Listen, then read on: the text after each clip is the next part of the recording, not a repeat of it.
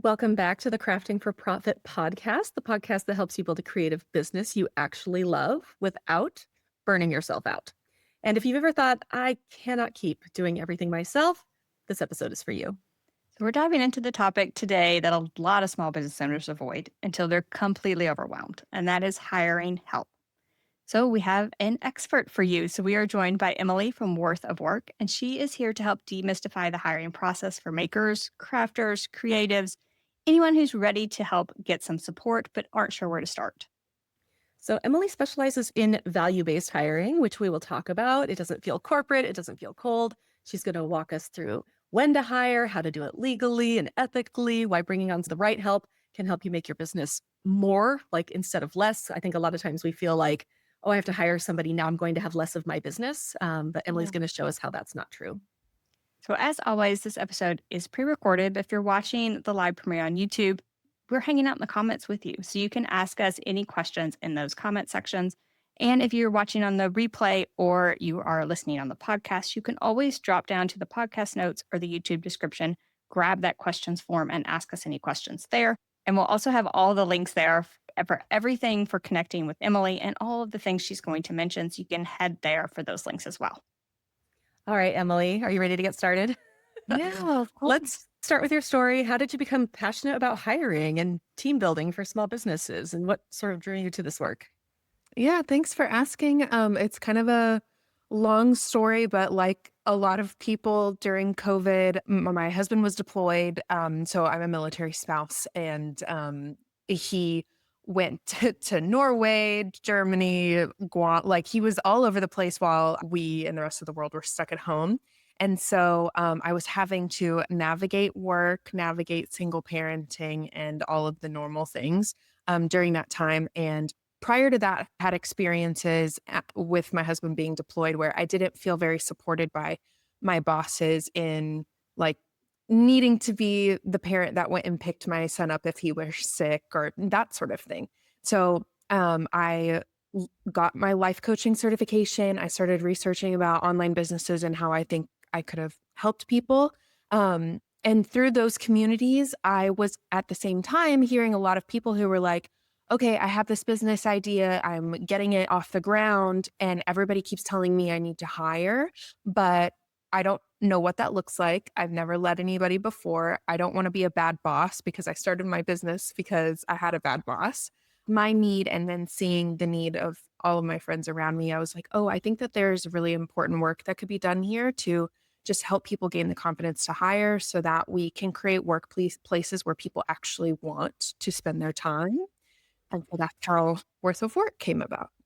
That is very true. As I became a person who hired people, I was just like, I just want to hire people and not be the boss I've had.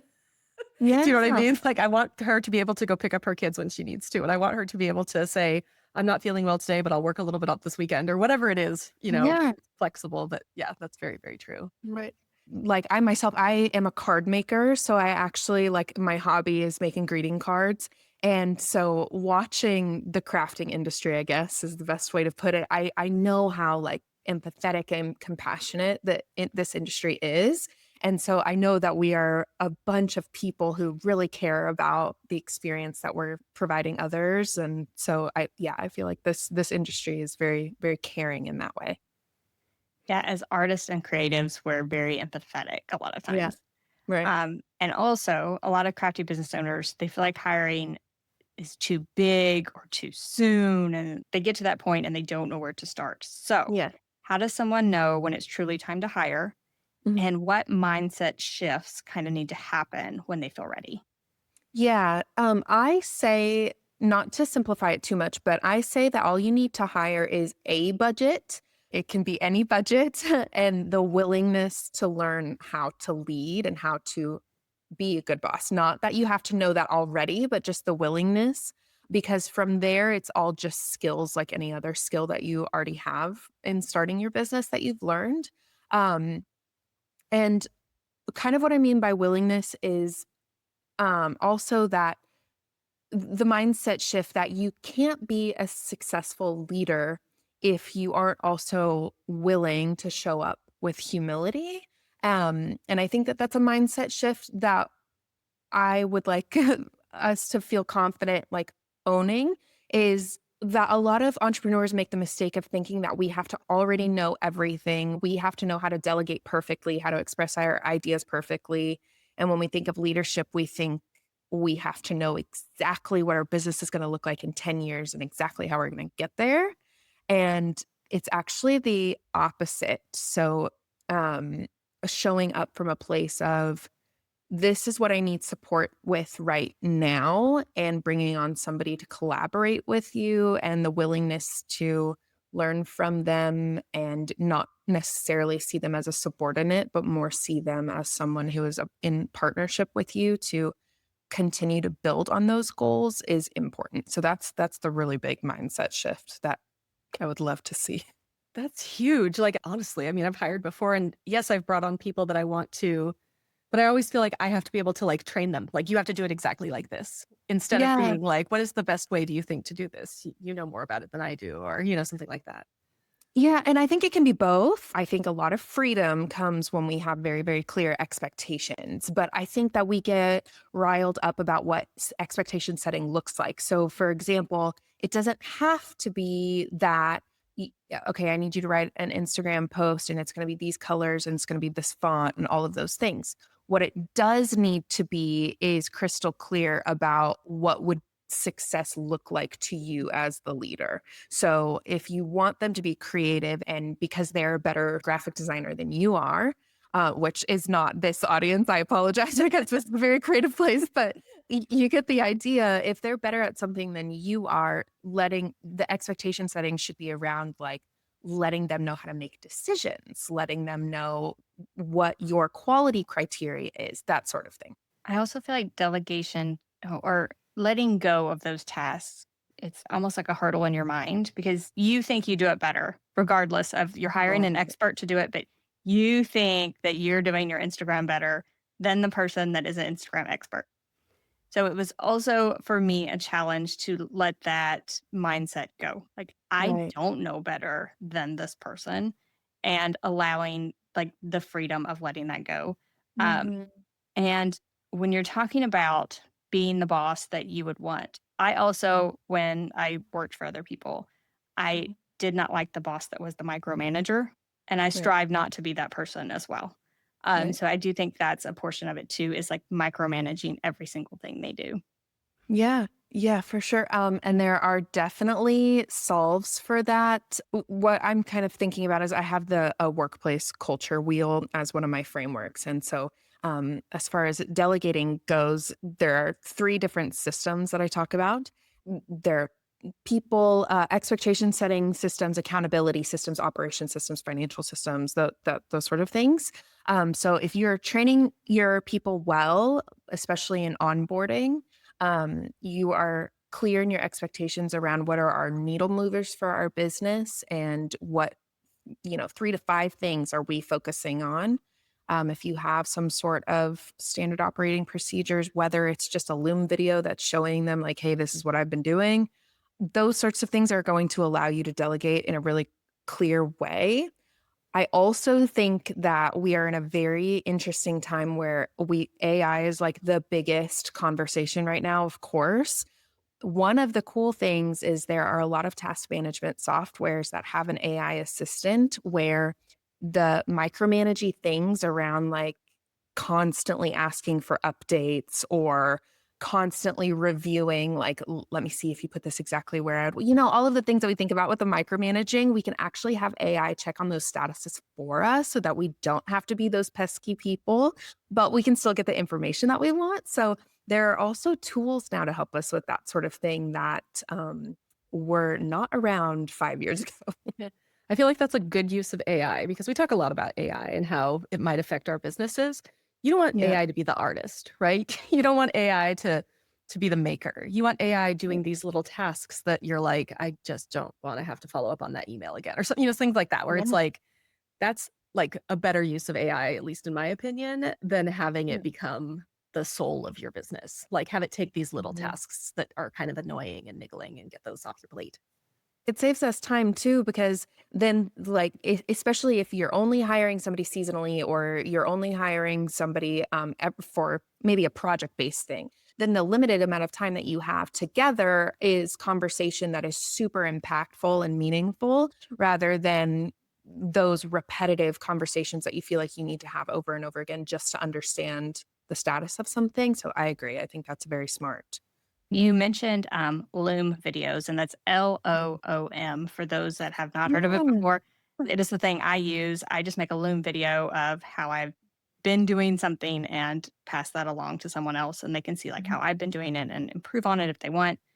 And then you can also use AI to take those and turn them into like a standard operating procedure. So you can make a video right in Loom and use AI to like make a written instruction if you wanted to. So Mhm. if you wanted those written instructions for your business, that's a way to create them. And another use of AI, I think that's really good. But double check Yeah. it. Always double check it. Please double check it. It can get things so wrong. My main Yeah. thing about AI, you better be double checking it. Right. If somebody is like, okay, I need somebody to come help me out, whether that's maybe, just seasonally to get all your Christmas orders out, you need to hire somebody for shipping. Or if you're like, I hate social media, I just need somebody to post, on Instagram for me. What are the first steps that an entrepreneur should take when they decide they need help? Like whether it's a contractor, an assistant, it's just part time help, whatever it is, like what is the first thing? The very first step, once you realize and then accept that, oh, I am going to need help and I cannot keep doing this all on my own, it seems very counterintuitive, but it's actually to start creating space in your business before you have somebody. And like I said, I know that that sounds backwards, but what I will say is I am someone who that when I feel a sense of desperation and anxiety and I'm getting that like that panic in my body, like I feel it in my chest of I need help. I don't know what I'm going to do. Like I've just got to throw spaghetti at the wall to try to get something to work, whether it's because you have too many client orders that you need to fulfill or because you're trying to keep more orders coming in the door. Um, we just start to throw spaghetti at the wall. So my point being, we spend a lot of time actually on things that are not actually bringing those clients in or just continuing our business going. So, my solution is to be completely honest about where your time is actually going currently and be honest with yourself if they're actually creating results. And a lot of times we just fall in love with a project or we fall in love with this creative thing that we've developed when in reality it's not creating the impact that we hoped it would. And I have a whom to hire identifier freebie that is designed to kind of help you track your time so you can look at that. Um, so stopping those in order to help create space. And then the other thing that I would advocate for people to do is I feel like entrepreneurship is very growth minded, as it should be. But if you can convince yourself to pause on the idea of growing for 2 seconds to allow you to build out some systems and a foundation that will then allow you to build on top of that. If you could just pause the growth and focus on sustainability for a little while, that will also free up some space. Because if you're new to hiring, there are skills you're going to have to learn. While AI is super helpful, there is a little bit of time involved in writing a job description, those sorts of things. And you want to set a foundation in a way that is genuinely going to set you up for success later, not sabotage you later. So that is the very first thing that I would do. I find that really helpful because I think sometimes we're like, okay, I just got to get somebody in here. And then you just like hire the first person you can find. And that obviously is not what you're here to tell us about. You're here to get us the right people. And to do that, you need to take that time. We always talk about the fact that you're probably doing things for your business that you don't need to be doing. Like, let's face it, like, does TikTok bring me money? It does not. Should I hire someone to do TikTok? I absolutely should not. So, hiring people that do tasks that don't even bring you money, I think that is a failure for a lot of the people that hire for the first time because then they think that that person is not contributing to their business and it's actually the task they've given them rather than the person themselves. Oh, that's so interesting too. I don't think I've heard someone articulate it that way too, that when you're hiring someone, and my whom to hire identifier can also help with this if this is like very overwhelming for people, totally understand. But you are hiring to free up your time to do the visibility and CEO and founder tasks. That's some that either you are not good at doing, you do not like doing, or nobody else can do but you. So those are the tasks that you need to have more space in order to do.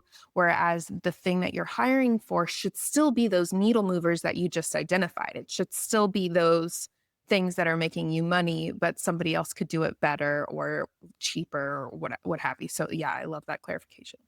All right. So we've already talked a little bit about hiring someone can feel very vulnerable. Mhm. So, how can small business owners find that right person? So, especially like someone that aligns with their voice, their brand, their values, especially. So, how do they go about finding that right person? Yeah. Um, Gino Wickman, kind of to start my answer off with, Gino Wickman says that you want to find someone that gets your mission, wants to participate in the mission, and then has the capacity to do it. So, meaning, do they understand the job and what you're wanting them to take ownership of?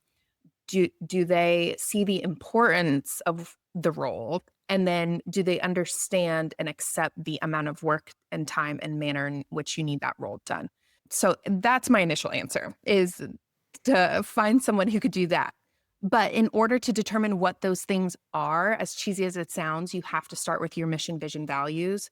So if you don't have a vision, mission, values clarified very concretely in your own mind, you're not going to be able to infuse that information into your hiring process, your job description, all of those things to be able to get somebody who can reflect that back in your business. And when I say use your mission, vision, values in your job description or in the hiring process, I'm not saying to copy and paste that. Because if you're looking for a job, to be honest, most people just scroll right over that. That's not very helpful. Every business wants to have a good workplace culture and those sorts of things. What I mean is that you use those things to help guide the questions that you're asking, guide what expectations you're going to list out in the job description for the new hire, and then to help guide how you design the hiring process itself. You want your mission, vision, values to dictate all of your decision making, ideally, in your business. So that has to include who you're looking for and how you're looking for them. That makes sense. I feel like it took me a long time to get to the point where I actually sat down and wrote down those things, like way longer than it probably should have. But it has helped me make my decisions, because if it sometimes I'm like, I don't know the decision to make, I can refer back to that and it usually is very clarifying. Yeah, or we do them at the very beginning of when we start our business. Like that's the first, we're like, I'm going to start a business. I'm going to set my mission, vision, values, and then we never touch them ever again. So it becomes like this overdone cheesy thing that we put on our website. But yeah, if you can actually use them on a regular basis, then it's actually meaningful. And it speaking of delegation, you can use that to say like, as an organization, this is how we make decisions. And so I'm able to give you a little bit more responsibility as the person I'm hiring to be able to make decisions from that place. All right. So I know this is very broad, um, but I know people are going to ask about it. So I'm going to ask you about it. Any thoughts about rates? Like how much to pay people? It's hard to know what the going rate is for current tasks. And, I'm sure our audience would love some direction when it comes to like how much to pay a new hire.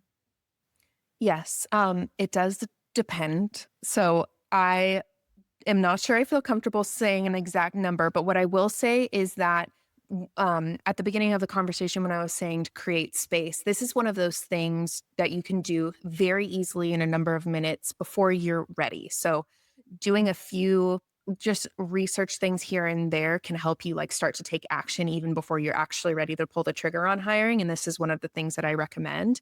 So speaking of AI, this is so great for this question. Just go to Chat GPT and whatever role you've decided you want help with, whether it be, part-time, remote, not, just ask it like, what is the average for this role on a part-time basis, on an hourly basis, whatever the case may be. And whatever your rate is that you decide upon based on your budget, whether you want it to be project based or not, you have to have your expectations set appropriately. So I want to give an example where I was scrolling through Upwork not long ago, and someone was looking for a project manager with at least 8 years of experience, but they were only willing to pay them up to $25 an hour. If you know anything about project management, you know that if you're working a 9 to 5, it is, I would say, mm, $60 an hour. Like, and that to me doesn't even sound right. So we have to understand what we're asking of people and if that matches what a reasonable rate would be. Now, I can hear people saying, like, okay, well, I researched what the rate would be and I can't afford that. So then I guess I'm not going to hire anybody. And that's not what I'm saying either. So if you maybe are looking for a long term part time role, let's say, and you can't afford that average rate that they're charging on Upwork, for example, start with a project based or seasonally based role where they can come in and maybe they just help with your website design for one project, or maybe they just help create launch assets for a new product you're offering. Something that can help get your feet wet with the hiring process and take something off of your plate with a set budget that somebody is coming in and agreeing to. I think that's a really great place to start. So I just don't want a price, an hourly price to make somebody jump to conclusions that that means they can't afford to hire somebody, because that's not the case. And I feel like hiring for one project, like you said, like a project base, you have a budget, is also a great way to test the person. It tests your ability to hire, but it also tests the person. Like, did it work out for you? Do you think that, this could be something on an ongoing basis? And then you might change your mind. You might be like, oh, I should pay them this rate because they're absolutely 100% worth it. Yeah, absolutely. I actually recommend in all of my hiring processes that there's some sort of test, big or small for any role. And there are lots of resources for that as well. And even if you hire somebody for a project for the sole purpose of testing or like practicing hiring somebody, so you can fine tune, is this job description actually getting me the people that I'm wanting coming in the door? That sort of thing. I love that. Yeah, I have a designer that I've hired, Mhm. and I gave her, I was like, "Okay, here's 4 things I want you to design." Oh, they were so good. And I mean, I paid her a really good rate for them, and I've actually found myself, like, trying to find other places in my business where I can, like, cut a little bit of cash so that I can hire her more often. I mean, if I could hire her on, like, as a, contracted employee, like, full-time or part-time or whatever, I would in a heartbeat. I'm not at that place right now, but it's just one of those things where it's like, yeah, this project worked out really well, and now I'm, like, looking for other, like, places in my business where I can cut and so that I can so I can use her more because she's awesome. And that's the dream. That's the goal. The only other thing I was going to mention about rates, I feel like Corey and I are very passionate about paying people a living wage. I feel like there are people that hire in other countries and they're not paying those people a living wage in that country. So I just wanted to mention that really quickly, just in case some people are going to, hire out of the country and, kind of like, what should I do here? I would definitely research a living wage wherever you're hiring.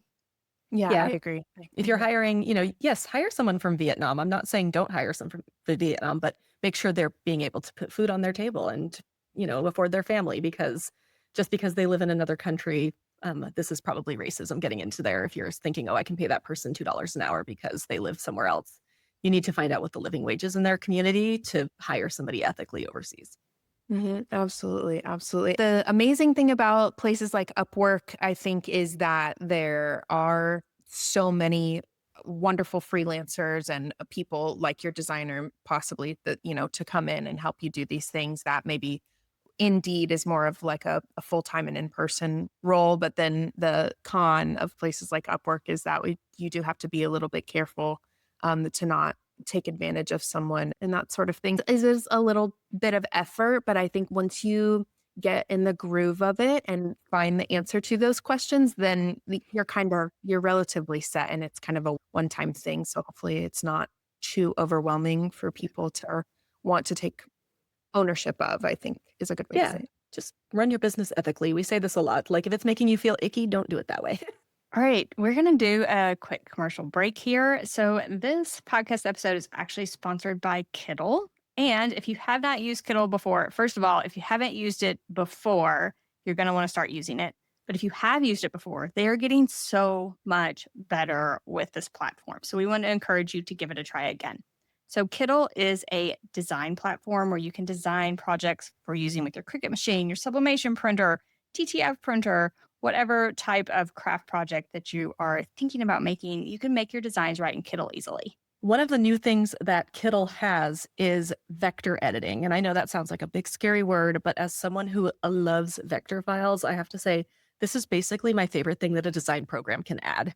It means that you can go in and fine tune and edit the tiniest parts of your design. So maybe you want your tea to have a slightly longer swoosh, or maybe you want, something to have angry eyebrows. I don't know. I'm just making up things right now. It becomes so much easier when you can go in and edit all of the little nodes in your project. This can just vastly improve how individual you can make your designs, which means that you are creating things that are completely unique and that no one else will have.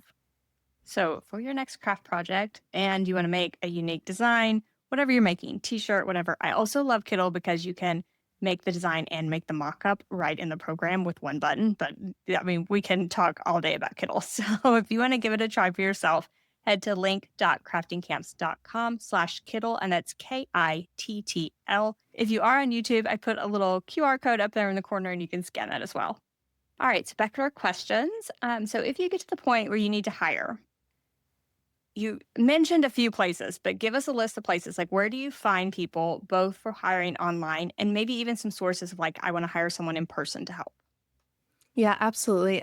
So I already mentioned Upwork, I think for part-time and contractors online. That's really, really great. But to mention a couple others, Mom Project is really good. That they market specifically to military spouses and moms, which I think a lot of us are moms. So that community is a really great place. And then We Work Remotely is really great. As far as in person, I think Indeed is still taking the cake for that. And then of course, there's ZipRecruiter and LinkedIn as well. Something that I want to throw out there is to, especially for in-person places, I recommend finding a job board that is free for the applicant to use, free for them to apply to jobs. Because being on a job board where somebody has to pay in order to apply is automatically going to decrease your applicant pool by a lot of people. Because think about it, if you need a job, you need money. So you might not be readily willing to spend money on a job board when you can go to a free one. And I just don't want anybody to risk not having really, really great applicants because they didn't want to pay to apply, because the quality of being able to apply for a job is not in any way going to be determinative if they are going to be a good team member or not. So I just think that that's an unnecessary thing. So look for job boards that um, are are free for the applicant. That's my big thing. I like that because I feel like that's like a barrier. The person needing a job doesn't have a lot of extra money to spend. So that's good. And then I was going to say, if you have already an online audience, so if you have an Instagram following, a YouTube following, whatever, or even an email list, you can also kind of post to them like what you're looking for and let them apply for the job. I often find that those people understand your business a little better. Like, does that make sense? If they're following you, they kind of understand your business. And it's often easier to find someone that understands what you're doing, kind of has the same values out of a pool of people that kind of already understand you. Yes, I love that idea. My one caveat to whether it's Instagram followers or even friends, family, that sort of thing, make sure that just because if they're following you on Instagram, you do have some sort of relationship with them, whether you've actually spoken with them one on one or not. Make sure that you are still taking them through whatever hiring process or whatever criteria you would take anybody else through, because I have seen too many times people hire a recommendation from a friend or a family member, that sort of thing. And because of that relationship, they don't take them through um, the criteria, and then it ends up blowing up in their face, and you don't want that. So I'm all about friends, all about family, all about Instagram followers, but yeah, still keep in mind the longevity and like the purpose. You are hiring because you need support. You're not hiring as a favor to like somebody else. So that's kind of my caveat there. All right. So, what are some legal, logistical? I know you're not a lawyer, but what are some like legal, logistical things that a first-time employer should keep in mind? Just like taxes, paperwork, the difference between employee, contractor. There's like a lot to think about, and obviously we Uh-huh. can't cover it all in this podcast. There's a lot to think about, but just maybe give people some things that they can research in more depth, so that they can figure out what they need to do. Absolutely. So, I am not a lawyer and I'm also not an HR professional. So, I want to be upfront about that. I'm a very much the process and like systems piece of this is my expertise. But there are tools like Gusto, for example, is something that I really recommend if somebody is ready to have software that helps with things like legalities, contracts. Gusto integrates with FreshBooks. So if you're invoicing, you can kind of have all of your finances and payments through there as well. So that's a resource I would definitely look into that. There are also HR agencies. So if just like maybe you need a bookkeeper, you could hire an agency very, very similar to that to handle any HR issues or just compliance things that you're thinking of specifically if you do go the employee route. To answer your question about the difference between a contractor and employee, I really want to talk about that. And I'm so thankful you'll ask that question because it's so important. And most people don't realize the implications of one or the other. So, a contractor, which we think of as like the Upwork person, 1099, is contracting out their services. And what that means is that they are actually the business owner and technically you are their client. So I I think unfortunately or fortunately it does shift the power dynamic a little bit and it does change the nuance of what you as the business owner are allowed to request of the contractor. So when you sign a contract with the contractor, um, they are going to do and should do what is on that contract, no more and no less. So when you're thinking about, let me hire maybe a team member that's going to help me for the long term, you have to understand that the contract and y'all's relationship as that grows and changes is going to need to be updated and reflected in their contract. And they have to agree to it every single time that there is a change. They are going to dictate when they take time off. They're going to dictate like how many hours they work, when those hours change, all those sorts of things. So, like I said, it is a little bit of a different power dynamic than when you are an actual employer and you have a team member who they're not paying taxes, they don't own a business, they completely work for you. So there's not as much fluidity with um, the contracts, uh, y'all's work agreements, those sorts of things. So if you're at saying like, hey, you are handling my social media right now, but I actually want to transition you to a full-time marketing, like a broader marketing role, that sort of thing, then that conversation can happen internally and you don't have to go through the process of hire, blah, blah, blah, blah, all of those things. Now, the con of it, obviously, is that you are then responsible for paying those taxes for that employee, all those sorts of things. I would definitely, if you have more nuanced questions about it, that's another research rabbit hole you can go down. But like I said, Gusto is a really great place to start if you don't feel comfortable hiring an HR agency or a full-time HR team member, that sort of thing. Just some things to think about. And I think we should also mention, going back to the rates thing, is that a contractor is probably going to make more than an employee because the contractor has to pay their own taxes, whereas you're paying the employees half of the taxes. Again, this is very complex and it can change, but I've hired both ways. And, when I hired somebody from Maryland, I was remitting, Social Security and, unemployment and things to the state of Maryland, even though I live in Washington. So if you're hiring, a contractor, it's going to probably be a lot less paperwork, a lot less, having to fill out forms and submit them to the state and all of these things. You're just going to basically pay them their rate and they're going to do all that stuff on their own. Once you get your feet wet with hiring, a lot of people want to go the contractor route. Totally understandable. I think that is so much easier to start out with. and really understand, okay, how am I going to lead a team? What is it going to look like? I do think having the long-term vision, if you can, of eventually I would like to build out a full-time team, because then the dedication, the ability to really come together as we are all on the same page about what this mission is. We're like really a team. We're not just a bunch of individual people going after our own individual goals. That can be incredibly helpful as far as like workplace culture is concerned. So that's always my recommendation. But yeah, starting out, especially like whatever works for you and what your needs are at the moment, there is an option for. All right. So sometimes a hire doesn't work out and it sucks. So, what advice do you have for letting someone go in like a respectful and professional way? Yes. So again, I love this question because the way I teach is very much working backwards. So what I find with a lot of my clients, and people, just me in general, just myself, is that when I am starting something new or learning a new skill, it's often the worst case scenario that prevents me from moving forward at all, or from taking any action. So when I can wrap my head around the scariest aspect of something and then come to terms with like, oh, I actually think I could do that, then I'm like, oh, okay, I can move forward. So I love talking.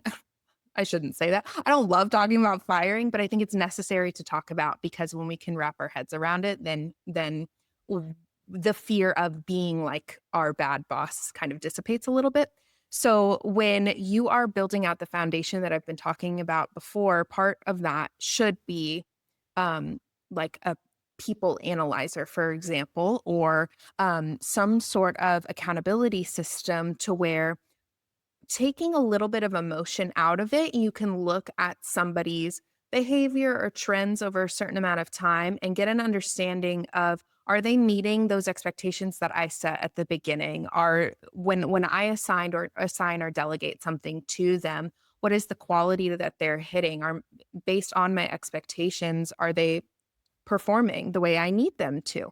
And along the way, you should be having conversations with that person if they are or not. So, for example, I recommend either semi annual, quarterly reviews just to make sure y'all are on the same page. Um, and allow y'all to have those conversations about, hey, this is actually not going the way that I thought it would. What is your perspective on this? So it's just a conversation, and it doesn't have to be like this antiquated corporate thing, but just a time where y'all can have that conversation. So that should be happening regularly. And then if there are instances where you need to call something out, start that conversation with, hey, is something going on? This is not like you, or I've not noticed these mistakes before. And kind of have that open dialogue of, what do they need to feel supported in order to produce the quality that you want. And then if you have to have that conversation again, talk about like, hey, this is the second time that we've had to talk about this. If we're not able to resolve it, then this is what, for lack of a better word, this is what the consequence would be, or this is like the decision that I'm going to have to make. It's very boundary setting. Like I know a lot of us are familiar with kind of the process and boundary setting. So it's that same thing. So if you do get to that point where y'all have had multiple conversations, then luckily they should not be surprised. So when you ask about firing ethically and kindly, it's about not surprising them. So I always say that people are not as upset that they're getting fired or getting let go as they are the way that they're getting fired or let go. So if you are having conversations with them and you're transparent throughout your relationship with them, then the surprise should go down, and they should be like, oh yeah, you said that if I kept doing this, then this would be the result. So I think that really, really is the key, is to not let your feeling uncomfortable prevent you from being inquisitive. I even don't like saying like hard conversations, because that makes it feel like this really big weighty thing. I just like to think of it as honesty about, this is the perspective that I have. What is your perspective, and how can we solve for that? Just being inquisitive about where there's a disconnect is super important. And then like, once you get to that point, you've had that conversation, they know what the result is, and you can be honest about like, hey, we're going to have to let you go. And you can even like follow a checklist, follow a script, look at Gusto, make sure that you're following the guidelines within your state based off of whether or not they're 1099 or an employee, and just kind of go through that standard process. The last thing that I will say, because I know I've been wordy with this question, is to um, give as much notice as you can. And I understand that some people are just they cause a really toxic environment, so it's not going to be something that you're able to do for everybody. But as much as possible, give up to a month's notice, if at all possible, because that's how long it's going to take somebody to find a replacement for their job, most likely. So I always recommend 2 weeks. I just think is not enough oftentimes. So that kindness, the empathy of like, this isn't working out for us, but I don't want to screw you over just completely, I think is really important. So I had an experience this last year where my business didn't do as well as it had been doing in the past. And I had to let people go, and it was so difficult. However, I had been letting people know how the business was doing for a while. And I had said, like, hey, just so you know, we had a really rough, month. I'm just putting it out there. Like, we're not doing anything now, but I want you to just be aware. And by the time I came to have to let those people go, which was heartbreaking on all sides, they both of them were like, yeah, I'm not surprised. I saw it coming, and they both tried really hard to help me, recover what I did, but the certain factors, just made it beyond my control to be able to hold on to them. Like, I needed to pay my mortgage. So, um, but yeah, it was just one of those things where I think it was so much easier when I finally got to that point, even though I cried because these were two people that I would hire back in a heartbeat. It was easier because I had kept them updated of like, okay, it's just getting more and more difficult. Oh, the blog is not doing very well, or I'm not doing this, and I think just being honest and having that transparency with them, by the time it came, they were like, okay, yeah, we understand. We get it. Yeah. And I also worked to find places for them elsewhere. So one of those people still works now for crafting camps. She doesn't work for me directly. She works for crafting camps. And one of those people, and the other person works now for Angie. So because I loved them so much as employees, I did try and also see if I could set them up for success in other areas too. You don't necessarily have to do that, but I had worked with them for years and I love them both. So it was like, how can I also, this is a difficult time for all of us. How can I help?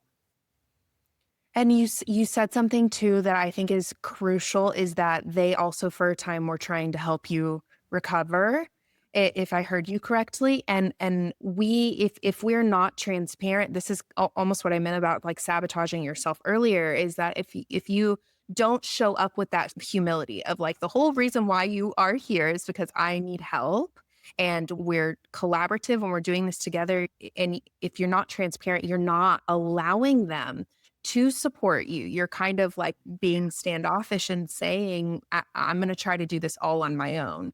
And if that's the attitude that you're showing up as a leader, it almost discredits the entire purpose of hiring to begin with. So, yeah, that's super important. And I love what you said about giving notice for firing. And I also want to extend that even if, let's say, I can see like the way that this is going and I'm going to have to cut someone's hours. I also go ahead and communicate that way ahead of time, like as soon as I can. Like, I think I'm going to have to cut your hours soon, to get ready for that.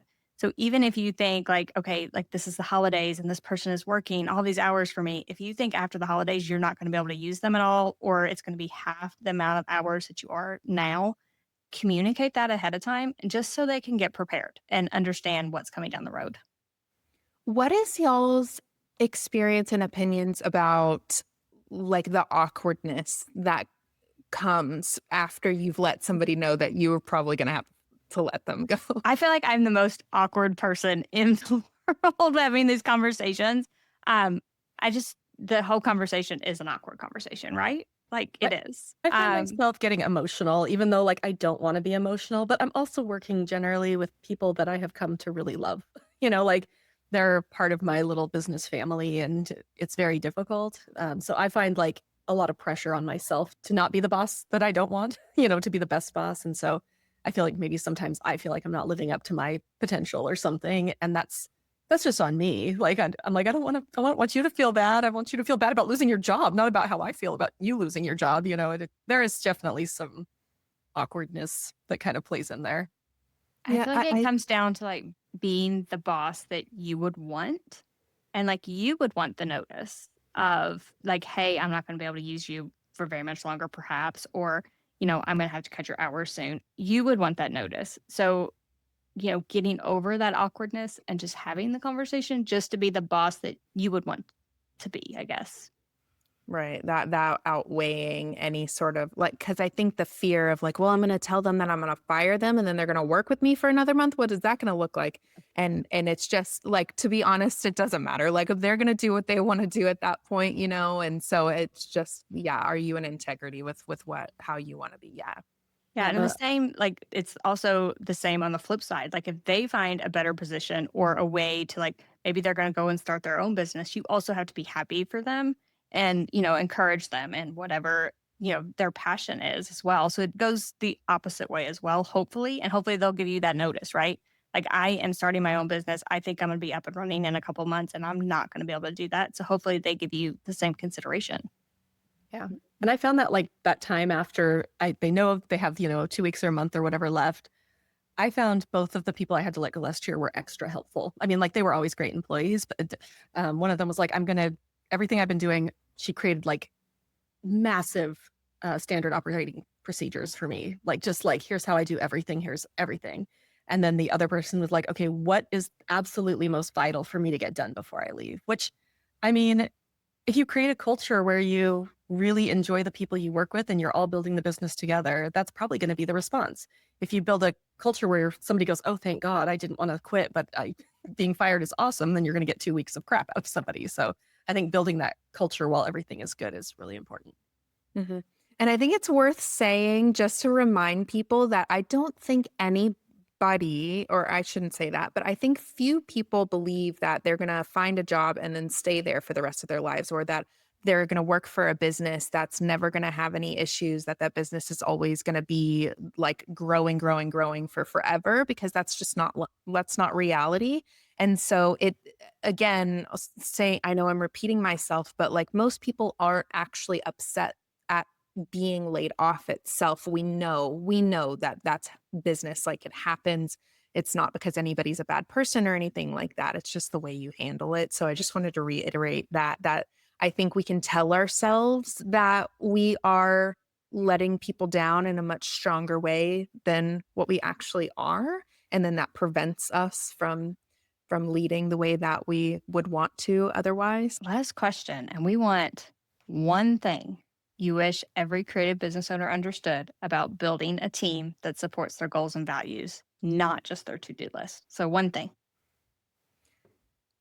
I think the one thing that summarizes all of the many million thoughts that I have is what you just said. The workplace culture that you create is going to dictate whether or not somebody is reflecting those things back to you while they're supporting you.